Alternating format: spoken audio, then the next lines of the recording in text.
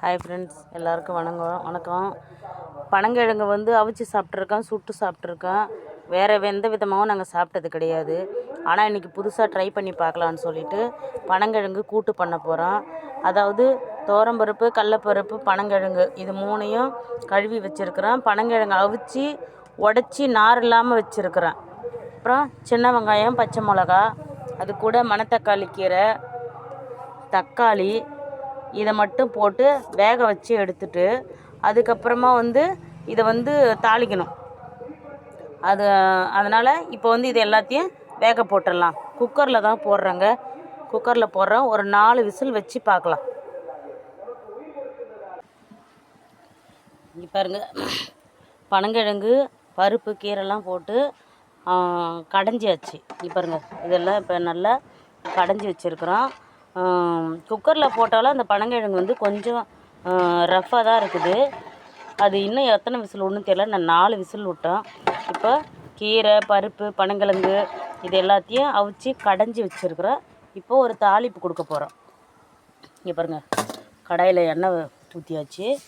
எண்ணெய் ஊற்றி கடுகு போட்டு, காஞ்ச மிளகா போட்டு, சீரகம், மஞ்சத்தூள்லாம் வந்து பருப்பு வேக வைக்கும் போதே போட்டாச்சு.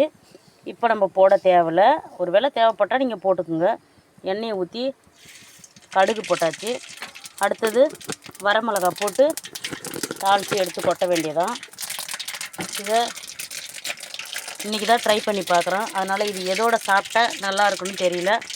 ஆனால் நான் வந்து வெஜ் புலாவ் இருக்குது, வெள்ளை சாதம் இருக்குது, இட்லி தோசை இருக்குது. இதெல்லாம் எது கூட அது செட் ஆகுதுன்னு பார்க்கணும்.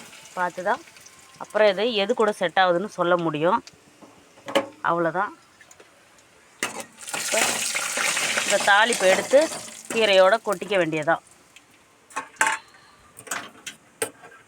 அவ்வளோதான். செஞ்சு சாப்பிட்டு பார்ப்போம். நீங்களும் நான் சொன்ன மாதிரி செஞ்சு ட்ரை பண்ணி பாருங்கள், எப்படி இருக்குதுன்னு சொல்லுங்கள். பிடிச்சிருந்தால் லைக் பண்ணுங்கள், ஷேர் பண்ணுங்கள், கமெண்ட் பண்ணுங்கள். இதழ்மா சேனலுக்கு ஓட் பண்ணுங்கள்.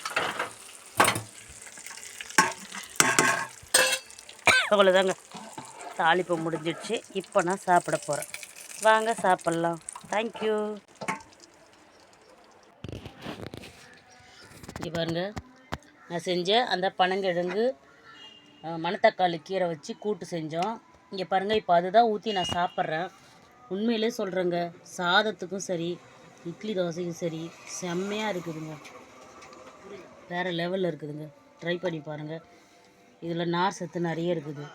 கண்டிப்பாக செஞ்சு சாப்பிடுங்க. சுகர் இருக்கிறவங்க கண்டிப்பாக இதை ட்ரை பண்ணி பாருங்கள். நல்ல ரிசல்ட் கிடைக்கும். தேங்க்யூ.